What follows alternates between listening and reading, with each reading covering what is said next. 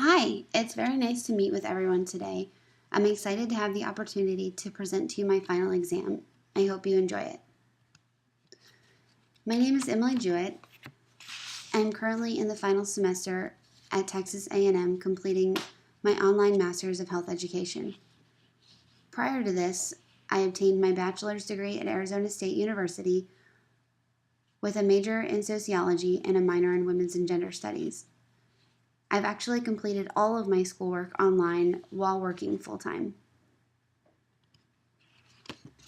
Currently, I work as a paramedic in Charleston, South Carolina.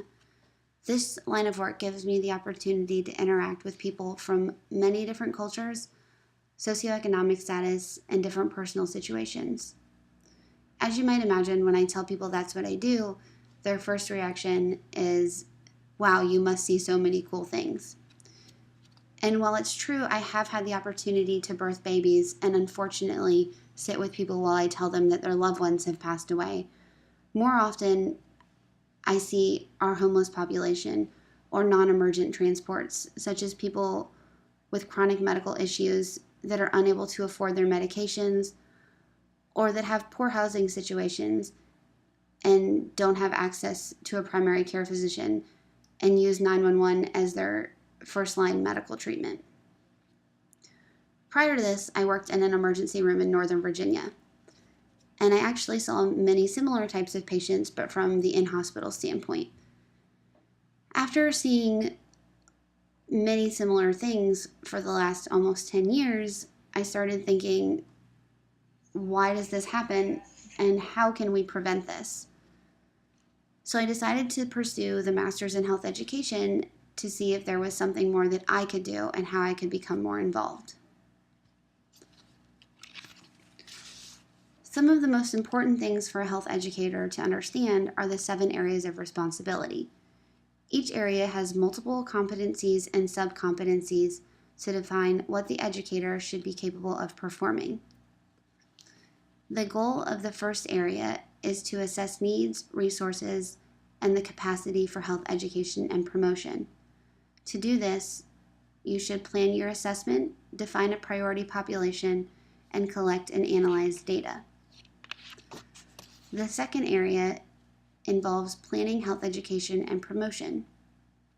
And this involves identifying a priority population, stakeholders, and other key partners in the intervention.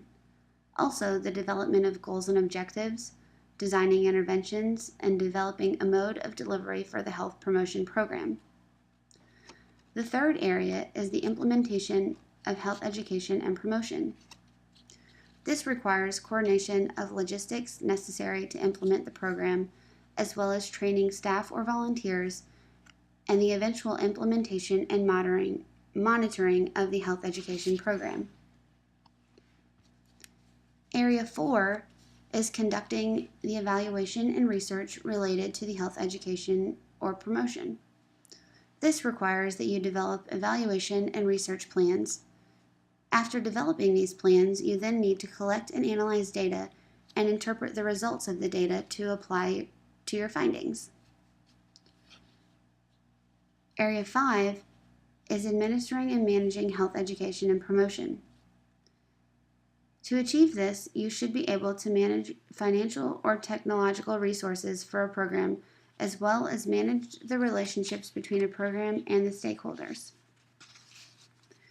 Area 6 requires that you serve as a health education resource person.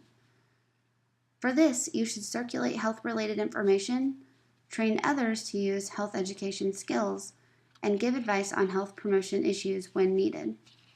And the final area, Area 7, is to communicate, promote, and advocate for health education and promotion, and the profession.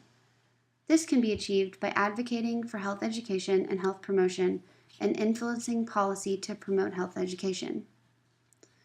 To promote a better understanding of these areas, I tried my best to take coursework and electives that would build a foundation and better skills of a health educator. For my electives, I took women's health, race, ethnicity, and health, cultural foundations of health, and society and education in a worldly perspective. I've always had a strong interest in women's health, working with minorities, and cultural studies. I felt that these classes would build on these interests and give me a better understanding of race, ethnicity, and culture when planning health interventions, because these can all be pretty imperative. Race, ethnicity, and health was extremely helpful to understand cultures around me, even if just a small piece of each culture.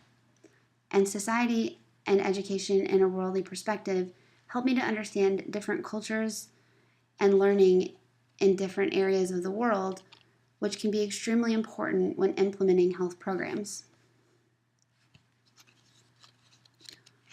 However, now that I've done my internship, I've discovered how difficult trying to implement certain programs can be.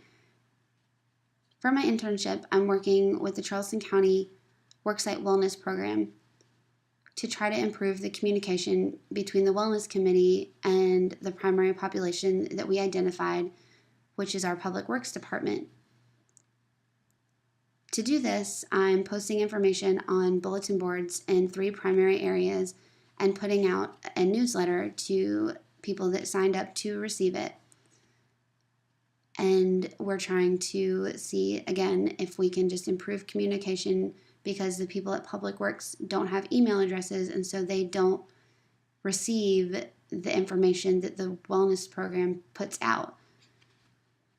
Through this, I have attempted to apply areas 1 by defining the priority population, since they're not receiving the wellness committee information.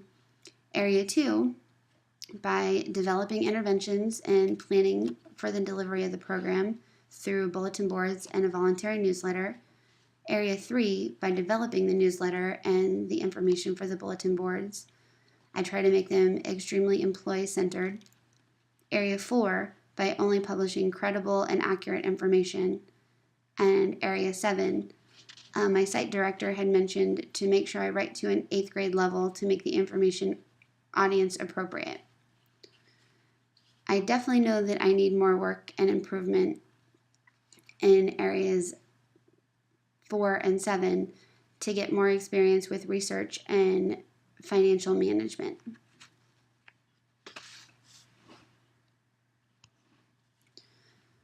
Throughout my time in the program, I felt that there have been difficulties.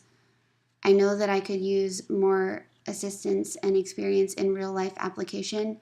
There's not a huge market in South Carolina for health education. When I was trying to find a place to do my internship, when I was telling people that I was in a health education program, no one really knew what that meant. I kept getting asked if I was doing social work or if I was in nursing, and it was kind of hard for them to understand what I was looking for. So it's been difficult for me to make sure that I'm on the right path, to know that I'm getting the skills that I need.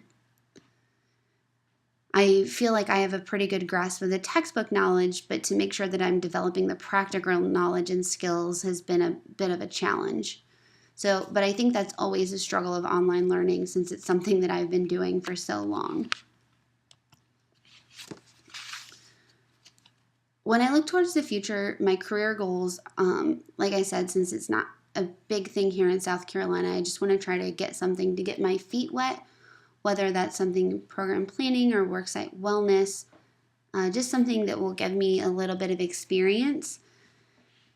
And then my eventual goal is to do sex education or something that is like community education based. I would love to work for Planned Parenthood, and I know that I'm going to have to relocate to do that. And my most immediate goal is to prepare for the chess exam. My goal test date is October 2017. Right now I have a lot of stuff going on, just preparing to sell my house, and with working full-time and school full-time, plus the internship, I did not feel like preparing to take the test in April was the best thing for me, so I'm aiming for October. And again, thank you so much for all of your support and helping get me through this program. It has been a eventful 2 years, but I am grateful to be here at the end and have made it through. I appreciate everything you guys have done.